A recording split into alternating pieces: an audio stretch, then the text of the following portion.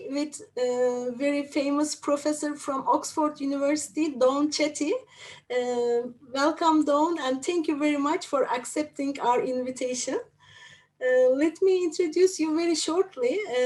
Chatty is Emeritus Professor in Anthropology and Forced Migration and former Director of the Refugee Studies Centre at the University of Oxford.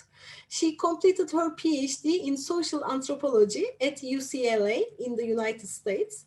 Professor Dawn is both an anthropologist and a practitioner. She worked in numerous universities in the USA, Lebanon, Syria, and Oman, as well as in development agencies such as the UNDP, UNICEF, FAO, and so on. She is the author of many books, but some of them are really great concern for people in Turkey, for scholars on migration issues. For instance, one of the books is Displacement and Dispossession in the Modern Middle East, which was published in 2010. From Camel to Truck, which was published in 2013. And Syria, the Making and Unmaking of a Refugee State, published in 2018, and which has been also translated into Turkish. Welcome again, Dawn, and thank you very much again. I let the floor to Ekin to ask the first question. Welcome again. Maybe we can start with a more general question. How would you evaluate the general aspects of the EU-Turkey statement? What were the implications of the statement, especially with regards to the norms of refugee protection? Well, the EU-Turkish statement, or the deal of 2016, from my perspective, was really unfortunate. Because it was basically an agreement to continue the European notion of fortress Europe. In other words, a kind of amnesia about their treaty obligations of all of the countries who have signed the 1951 Convention, and an obligation that was pushed aside, perhaps because of misinformation, media hysteria, whatever. It was a deal that really limited the possibilities of those fleeing persecution reaching safety, reaching their families. When a person flees, armed conflict or the persecution, they generally are looking for a place to go where they can feel comfortable, where they can feel at home, which means often reaching relatives who've already traveled or reaching a network. But what the EU did was, in a way, you could almost say, tried to make what we call the Dublin III Accords relevant even outside of Europe, making it Turkey. So it was a deal that made all kinds of promises to Turkey, as long as Turkey stopped permitting, if it could, totally, the movement of forced migrants out of Turkey going towards Europe. So it was basically a deal that said, if I remember correctly, let's stop this kind of illegal smuggling of people to Europe. Turkey, you can do that. If you do that, we'll pay you some money, and we'll also start looking at opening up the discussion for the accession of Turkey into Europe. We'll create, more friendly visa, or reduce our visa regulations for Turkish citizens wanting to come to Europe, and so on. So it was something that I don't think in any way was positive. Perhaps the temptation to receive, I think it was originally 3 billion euros towards the refugee assistance, and then when that's spent, another 3 billion. I don't even know if all that's been paid to Turkey, but that's not the issue. The issue was that that Turkey went along with this idea. And Turkey has signed the 51 Convention, even though it limits. It has a reservation that it only will accept refugees from Europe. Still, there are obligations that this deal disregarded totally. It was, in my mind, morally bankrupt. Mhm. Yeah, and the statement actually is also presented as a blueprint for future deals to be made with third countries such as Libya, Sudan, and Niger.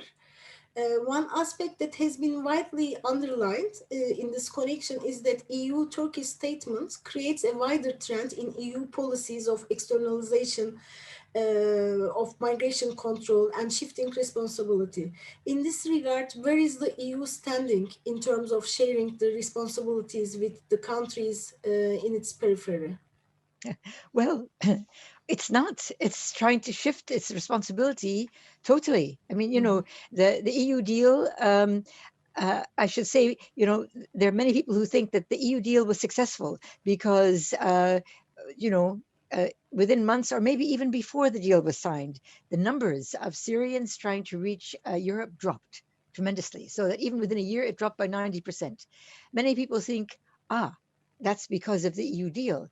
But if you know the history of the conflict of Syria, you would recognize that the 1 million who fled in 2015, these were mainly middle class professionals who had stayed, for the first 4 years of the conflict in Syria with the hope that there was a way of rebuilding the country. At that time, it seemed as though the Assad government was going to collapse. But then suddenly, Russia began to take part in the bombing of civilians at the same time that the Islamic State pushed and took over 80% of the country. So these people gave up. Okay, they fled. But then the it was not so much the EU deal, but then it was the US government that became frightened of the Islamic State takeover, that they began this massive campaign to push the ISIS state back. That's what actually stopped the numbers trying to leave the country to carry on to go to Europe. Um, so the deal, I think you can say in international law is um, it's not founded in international law. It breaks treaty obligations in international law. It breaks also any kind of moral or ethical responsibility that we have to refugees. And yes, they're thinking of trying to sign the same kind of deal with Libya, but you know what the EU is trying to do. I mean, at this point, and maybe we'll talk about, February 2020 a little bit later on, but it's very clear that the EU is trying to protect the EU by making the border countries outside of the EU the shield to keep the refugees out. So Turkey is, to keep the refugees and asylum seekers from approaching Europe, and Libya the same. Although I would say that Libya and Morocco have benefited for many years for specific agreements with the British and with Frontex to keep uh, asylum seekers or migrants. Some who are refugees, some who are asking for asylum, some who are not, to keep them from the border. So I think it's um, it's a very hostile approach to people in need. Um, and, I would like to see the deals fail, to be honest, because really the EU has to turn inside and look at itself. The EU has regulations that are meant to deal with mass influx or with equitable distribution of refugees. So forgive me if my numbers are not exact. I should have looked them up for you, but part of that first deal, the EU-Turkish deal, says something like this: that for every Syrian, a regular Syrian in the EU, or who's does not receive refugee status, that we send back to you, Turkey. You accept them because you're a safe country, according to the EU, and we will take one Syrian from Turkey who has got refugee status and distribute them around Europe. The idea was they would take up to 72,000, something around Mhm. 72,000. But up to now, maybe the numbers are like 15,000, 16,000, because they cannot get countries in Europe to agree to accept the refugees. Mhm. But I would say that Brussels should exercise some more power, more strength, and insist that countries have got to accept this responsibility. And at the same token, the countries that reject this responsibility totally, one of which is Hungary, should be told that if they continue to reject, that perhaps funding from the EU for their development is going to be cut. I mean, there has to be, not just a carrot, but a stick in some cases, because these agreements run across the borders. And if we don't share in the distribution of people, of looking after people in need, which is what was intended by the 1951 Convention on Refugees, as well as the principle that was part of Article 14 of the Universal Declaration of Human Rights, which, as you know, very specifically states that any person seeking asylum in another country because of fear of persecution may do so. It doesn't say you may only seek asylum on the edge of the Mediterranean, on the first country that you reach. So that's the problem with the Dublin Accords, but that's also the problem with the Turkey EU deal, because you could say that actually what the deal is doing is it is illegally keeping Syrians who want to move on, and not all Syrians want to. Many Syrians want to stay near Syria, still with the hope that they can go back soon. Some have been successful in their, in their efforts in Turkey, especially the middle classes. Some who've been able to start business and so on. But there are many who have family in Sweden, in Germany, in the UK, who are trying to reach them. But this deal actually illegally prevents them from moving on. So I And hope it doesn't also continue. from searching international protection, I mean, for the asylum seekers. Well, yes, absolutely, because although I always I talk when I talk about the region, I always say that Turkey is the only country that has actually created asylum domestic law in 2014, but it's for displaced Syrians. It's not it's not for anybody. So in many ways, Turkey uh, um, has regarded itself, I mean, not legally, but it's a transit country that people can come through. But with the EU deal, suddenly it's blocking Syrians. But Syrians are not the only people trying to reach Europe. But I think the EU-Turkey deal is about Syrians only. Yeah. It also, of course, concerned the other non-Syrian categories, because in 2015, this long summer, almost half of the population who crossed the agency was the non-Syrian people, mainly Afghan and other nationalities. Um, Ekin, I think, will ask the third question. In your last book, Syria, the Making and Unmaking of a Refuge State, you draw attention to the central place Syria had for Ottoman and post-Ottoman refugee settlements, also emphasizing the fluidity and the instability in the region. In this regard, what we want to ask is that what are your anticipations concerning the future of the forced migration in the region? Well, that's a that's a very difficult question. It's like trying to gaze into a crystal ball. It's particularly tough because we still have I think 3 or 4 million Syrians caught in this area of the Idlib province, civilians who cannot move forward, although many of them tried to in February of 2020. The Syrian government, the Assad government, is determined to wipe this area out of rebels. And you have to also keep in mind that with every success of the Syrian government in reclaiming territory, it allowed the rebel forces to leave from Damascus, from Duma, to go to the Idlib area. So it's full of not only Syrian opposition, but many foreign fighters as well. So there's a 3 or 4 million that have either got to be reabsorbed back into Syria or back into their own homelands, or are going to be part of another wave. And on top of this number, again, we have a serious problem with statelessness in the region. We have stateless children and women and some of the foreign fighters along the border areas that were held by ISIS, but are now controlled by the Kurds. They cannot stay there forever, but they have to move on. And we're talking about uh, 10, 20, 30, 40,000 people. So I see Syria as certainly um, probably producing more forced migrants. I don't think the Biden administration is interested in getting caught up. But anyway, I don't know that it has the prestige to push forward any kind of deal. But we have to also remember, and you've pointed out to the Afghan, that Afghanistan is still deeply disturbed. People are still fleeing from Afghanistan as well. And so, you know, I would say that maybe Syrians don't even make up 50% of those trying to get to Europe anymore. You have Afghan, um, you have also coming from Africa, you have Ethiopian, Eritrean, Sudanese, Somali.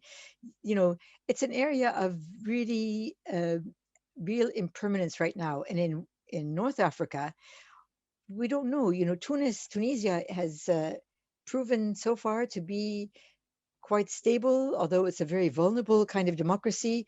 But it's not clear what's going to happen in Algeria.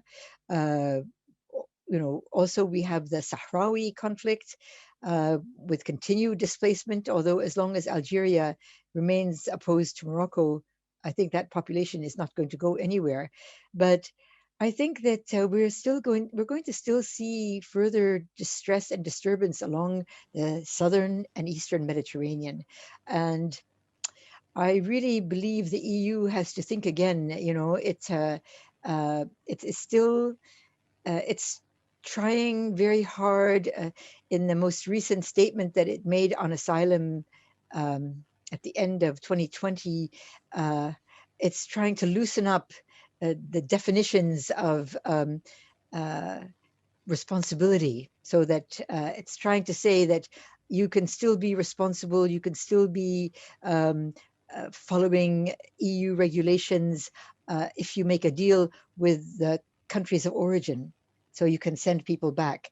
But they declare that that's not non-refoulement. But I don't think very many would voluntarily be going back to Afghanistan or to Syria. Although I think just 2 weeks ago or last week, Netherlands has declared that Syrians in Denmark who are from Damascus can go back. They've declared Damascus is safe. So I think we are, you know, I would say that the generation that remembers World War II, that remembers the horrors of World War II, that remembers the millions of displaced people who the UN and the IOM worked to resettle from the late 40s into the 1950s, even into the 1960s, that generation has died or is dying, and that my generation uh, has always, you know, has never grown up with that kind of terrible inhumanity and dispossession. And so they're not really even thinking about, why do we have this Universal Declaration of Human Rights? Why do we have the 1951 Convention?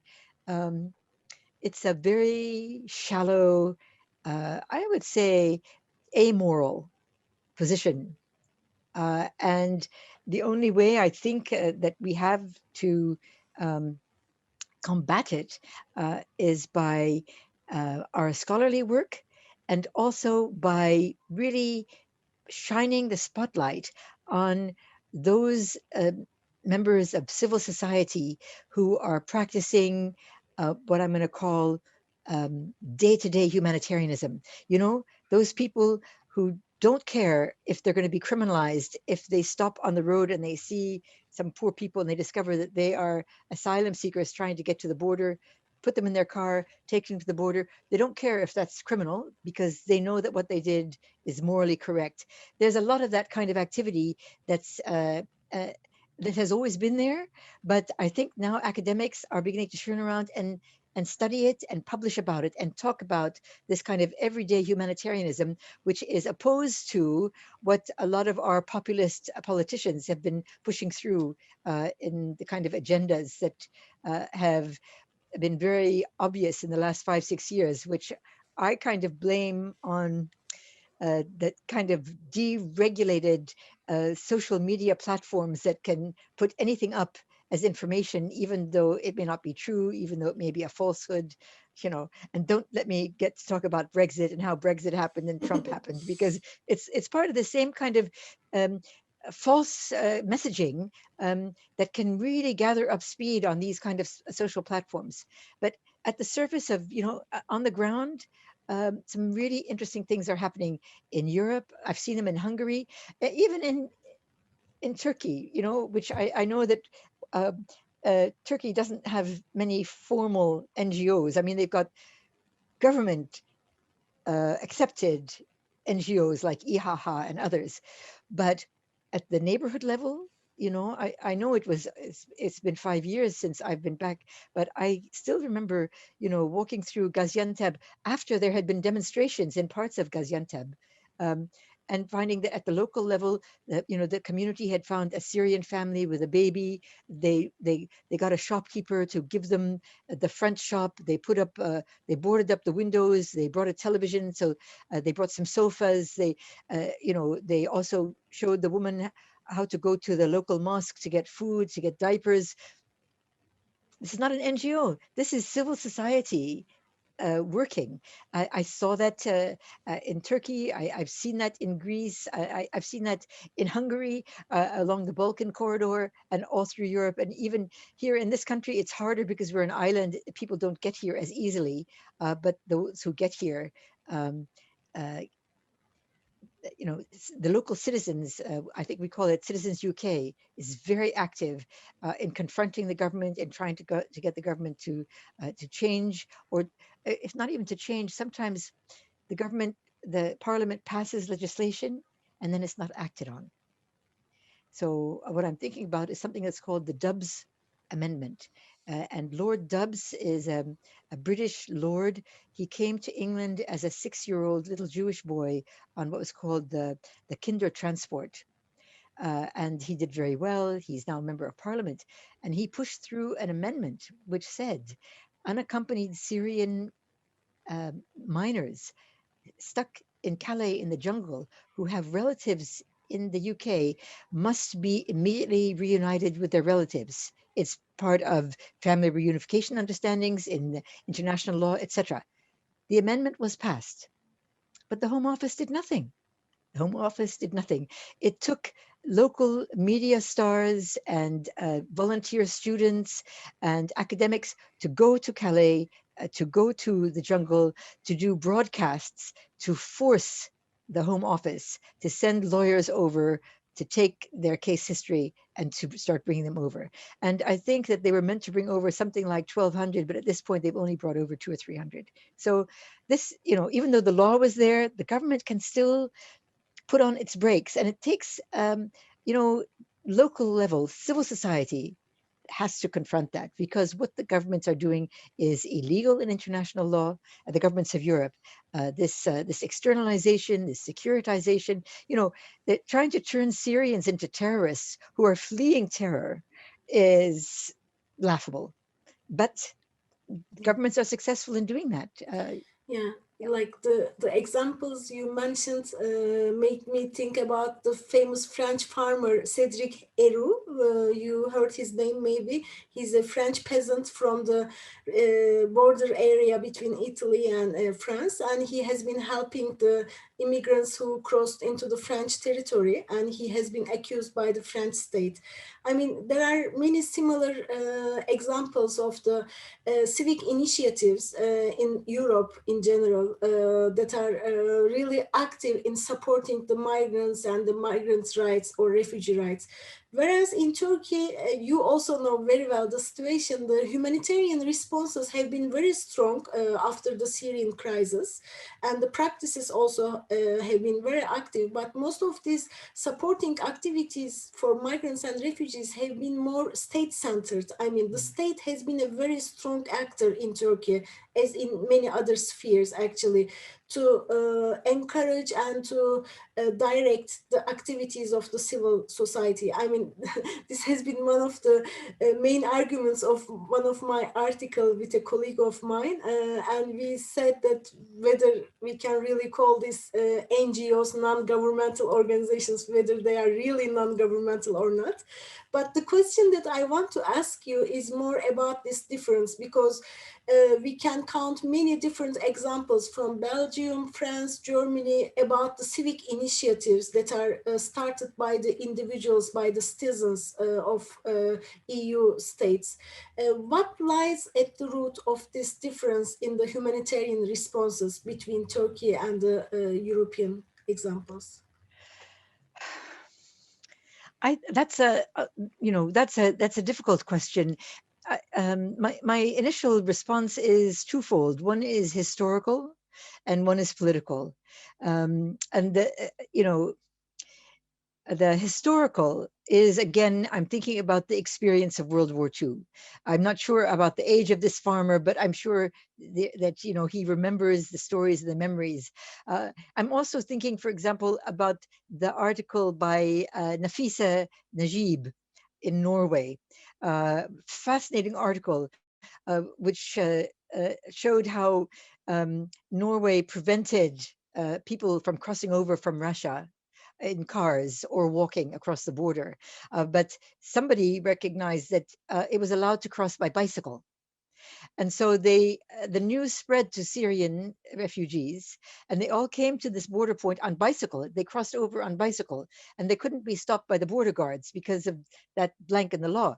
But the problem, when they got to the other side, again, Norway has its policies are very anti-refugee and asylum seeker, but the local community, according to her work, remembering the trauma of World War II that they experienced, straight away decided they would bring food to these people, they would blankets, they would try and help them access, assistance and so on. So part of it is the memory of their own suffering, of the suffering of their own community.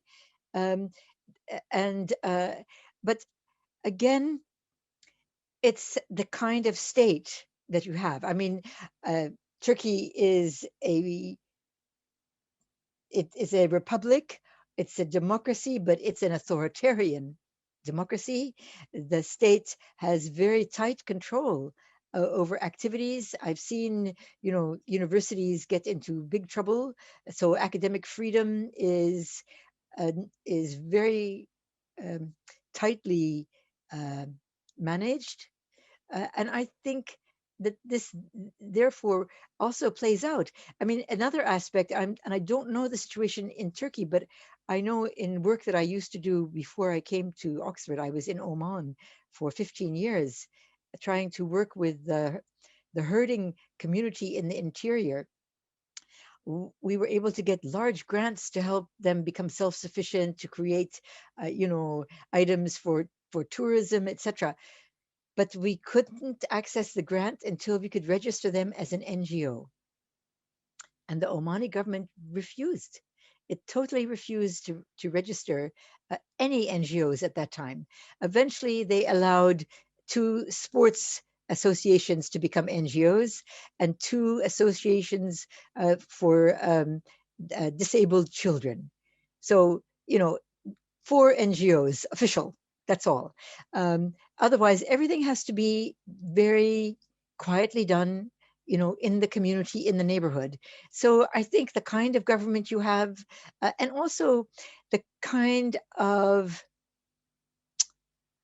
contract you have with the state. In other words, if you have a contract where your freedoms are well respected and guaranteed, you probably are a bit more willing to take action outside of the specific norms. But if you are in a state where your activities are very carefully monitored, um, then I would imagine you would be quite careful about your activities. And I don't know how easy it is to register as an NGO in Mm. Turkey, but I assume it's not easy. Let me ask you another, a more contemporary question, like about the last year's event. One of the breaking points of the past 5 years was the February 2020 events happening at the Turkish-Greek border. I'm sure you followed Yeah. very closely. The reactions to the events were relatively insignificant in the Western media and also among the public, especially compared to the beginning of the crisis in 2015. And we can do it approach previously 5 years ago. In fact, it can be argued that this apathy is another reflection of the growing hostility towards migrants in Europe. How would you explain this change? I think it's a continuation of the Fortress Europe mentality, the externalization, the huge efforts at externalization. Um, you know, in the initial conflict, first of all, I think Turkey was correct to say, you people are free to go. The people were, it was illegal to maintain people in a country when they leave if they don't feel safe. um, but the Greek response initially was covered in the press very, very heavily, because the Greek response was outrageous. They were firing rubber bullets, they were firing grenades at people when the small boats were reaching the shores of Greece. That there are photographs of the Greeks pushing the boats back out to sea. There was even a report that somebody died, which of course the Greeks denied, but there was video footage. And then there was a clampdown. It's like the media, it shut down. Um, and there stopped being a report. And even more distressing, I just have to take a sip of water, was this hostility of the Greeks to Syrians, and it wasn't only Syrians, it was Afghan, it was others. I remember that the president of the EU said that Greece was the shield of deterring people from entering the EU. Well, uh, you know, first of all, Europe doesn't need to be shielded from people seeking asylum. You shield yourself from an enemy, from a warrior. These are people who were very vulnerable. They were seeking safety. They were asking for help.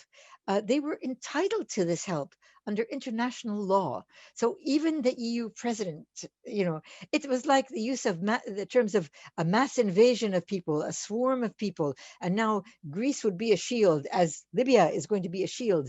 This is all contrary to international law. And, my hope is that the younger generation of academics and young people who go into politics will step back from this position, which is totally immoral, and it is contrary to all the treaty obligations of Europe. For the last question, we talked about the Fortress Europe approach and Greece being a shield, etc. And in your recent article, Has the Tide Turned? Refuge and Sanctuary in the Euro-Mediterranean Space, you reflect on the EU's response to migration flows. And one of the issues you explore is if a change towards more solidaric approaches is possible within the EU.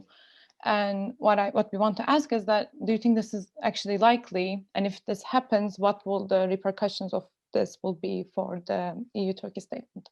Yeah, well, I guess I'm a pes optimist. Is that the right word? I think that we are really seeing the rise of everyday humanitarianism. This is not about politics. It's not about policy. It's about people recognizing other people in need. Um, I can see it in more places, and from my perspective as an academic, I'm seeing more research requests for grants to study this impulse to be a volunteer, to go and help, to not only help people reach safety, but help people to integrate, to feel at home. I'm seeing much more interest in that in Europe. And I think that, as I said earlier, as this kind of academic research comes to the fore, and the younger generation comes to more powerful positions in government and in politics, I think we're going to see a shift. You know, I think it's Thomas Kuhn in one of his books in the 1950s talked about how science moves as a pendulum. So it goes from one extreme to the other. And I think here, even when it comes to understandings of humanitarianism, of the need to provide a safety for people in need, etc., I think we've come to a top of a pendulum. It couldn't get worse. It couldn't get worse. And I think we're going to see things improve with more and more in everyday humanitarian effort taking place throughout the Mediterranean, throughout Europe. Thank you very much. This has been a really lovely and enlightening discussion for us. Thank you. Thank you very much.